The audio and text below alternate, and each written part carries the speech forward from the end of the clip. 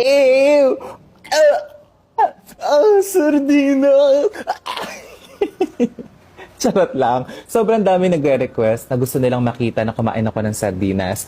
Ngayon nagpaluto ako ng ginisang sardinas na may itlog na may kamatis bilang merienda naman na ngayon. Samahan niyo kung kainin natin siya habang chinichika ko sa inyo kung ano ba yung nangyari sa Caloocan kasama yung mga batang nagpa-picture sa akin. Pumunta ako doon kasi may ganap yung kaibigan ko. Parang, alam mo yung gender reveal ng anak niya. Pagkatapos noon, lumabas ako. Sobrang daming bata sa Caloocan, di ba? Tapos yung mga bata biglang lumapit sa akin, tapos nagpa-picture.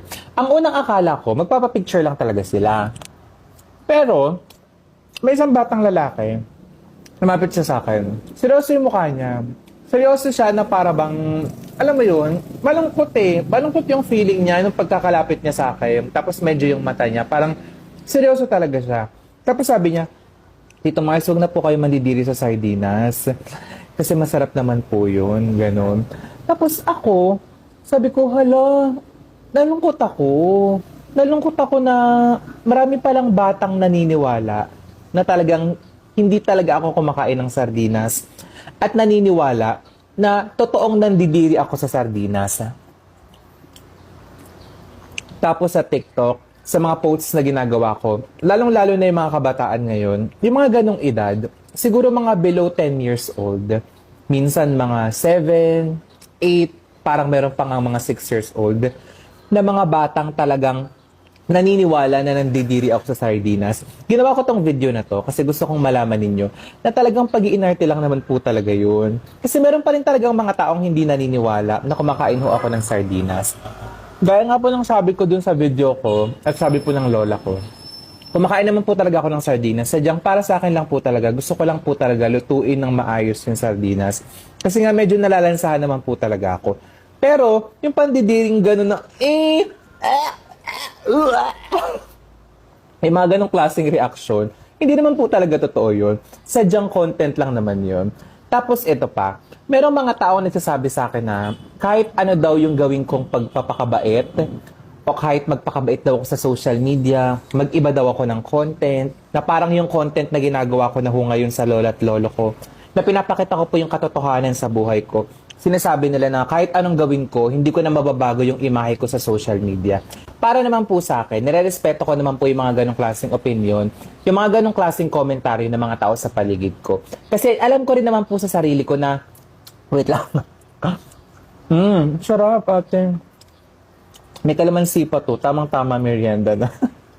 Alam ko naman po sa sarili ko talaga na marami po talagang taong na-offend at marami po talagang taong mga nabastusan sa mga ginawa kong eating challenges, lalong-lalo na po sa pagkain ko ng sardinas. Nung time na yon na nag-iinarte, na parang pinandidirian ko po yung pagkain ng mga mahihirap. Alam ko naman po yung mga yon at alam ko rin naman po na hindi po lahat ng tao ay mapapatawad po ako agad-agad sa mga ganong klaseng content na nagawa ko. Nire-respeto ko po yung mga tao na yun. Pero ang sa akin naman po, hindi ko naman po talaga intensyon na baguhin yung imahe ko po sa social media, dito, sa Facebook, sa TikTok, sa YouTube, o sa kahit saang platform pa po yan.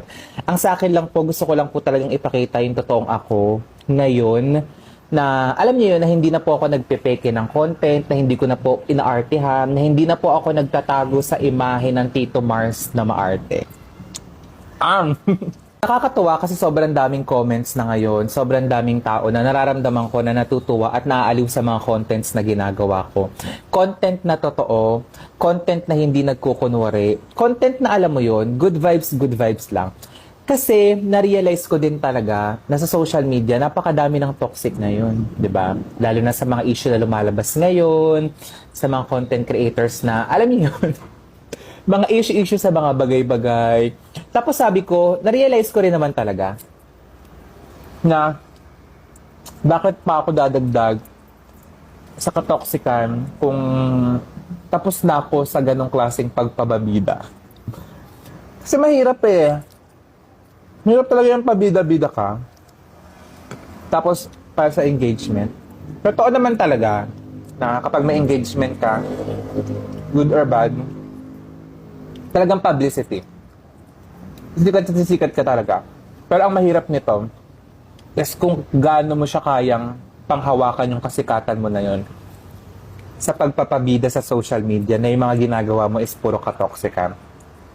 Kaya ayun, masaya ako na kahit papaano ako, nakapag-transition na ako sa katoxican, sa karakter na Tito Mars na maarte, sa ganito na totoong tao, totoong mamamayan, at talagang content creator na pinipilit na hindi na magbigay ng katoxican sa social media. Kasi alam ko naman po na punong-puno na po ng toxic yung social media. Maraming salamat po uli. Ang sarap!